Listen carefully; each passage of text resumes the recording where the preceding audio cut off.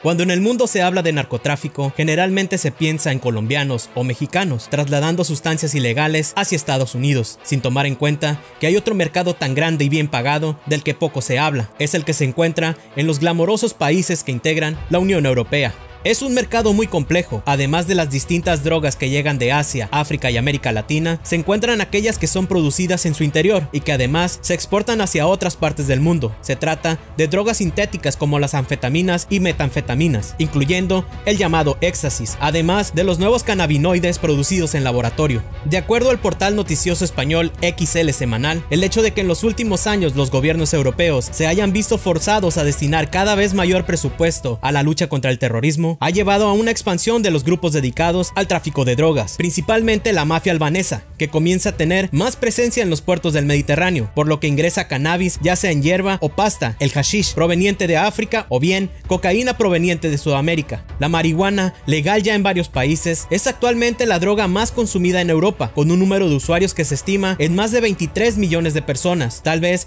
por el mismo hecho de su despenalización, y alcanza un volumen de mercado de 9.300 millones de euros. Aunque se produce legalmente en algunas regiones, el principal proveedor de cannabis ilegal en Europa es Marruecos, mientras se observa una creciente presencia de la hierba proveniente de los cultivos en el clima mediterráneo de Albania. La mafia albanesa, a la que en blogs y redes sociales se le llama el dealer de Europa, no es un grupo único y organizado, sino una serie de clanes familiares que comenzaron a operar desde el siglo XV, cuando el país se encontraba ocupado por el Imperio Otomano, y los albaneses formaban grupos de resistencia que cometían ataques contra los invasores, al mismo tiempo que daban inicio a prácticas comerciales de mercado negro y trata de mujeres, entre otras actividades ilegales. Estos grupos albaneses respetan el Kanun o código, una serie de reglas y valores que se establecieron desde sus inicios y que les permiten actuar casi como equipo. Durante los años 80 del siglo XX, durante las guerras entre los países balcánicos, esta mafia tomó control del tráfico de heroína proveniente de Asia, que ingresaba a Europa a través de Turquía, y a partir de ahí se iniciaron como narcotraficantes para toda Europa.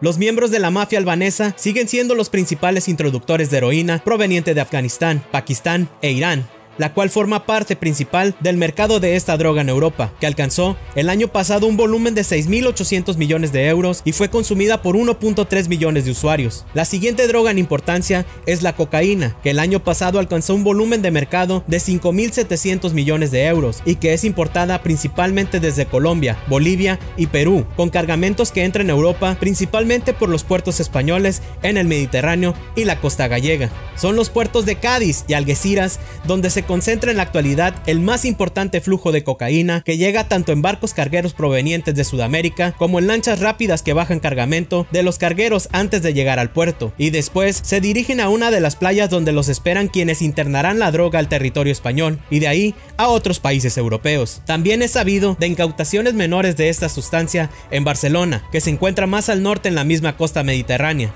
El tráfico de cocaína a España comenzó a finales de los años 70 y en ese entonces los cargueros llegaban al puerto de Vigo, en la norteña Galicia, donde se desarrolló la táctica de usar lanchas rápidas para bajar droga de los barcos, para internarla por las rías gallegas, que son peligrosas para la navegación de quienes no están familiarizados con ellas. Según el diario El País, el narcotráfico en la norteña Galicia es como un nostálgico que se niega al retiro y que parece haber tomado nuevos bríos el año pasado. Este respetado periódico logró entrevistar a uno de los lancheros que llevan la cocaína a la costa de los cargueros en alta mar y lo citó diciendo que no teme al peligro de navegar en esas condiciones porque somos gente de mar y lo sabemos hacer. Además, a los colombianos les gusta más que se haga así. Sin embargo, el personaje más popular en el narcotráfico europeo es la metanfetamina, conocida como éxtasis, el cual es la droga más utilizada en Europa después de la cannabis, con 4.5 millones de usuarios, aunque por su bajo costo no representa un alto volumen de mercado, el cual alcanza unos 700 millones de euros, es decir, mucho menos que las otras sustancias citadas. El éxtasis para los europeos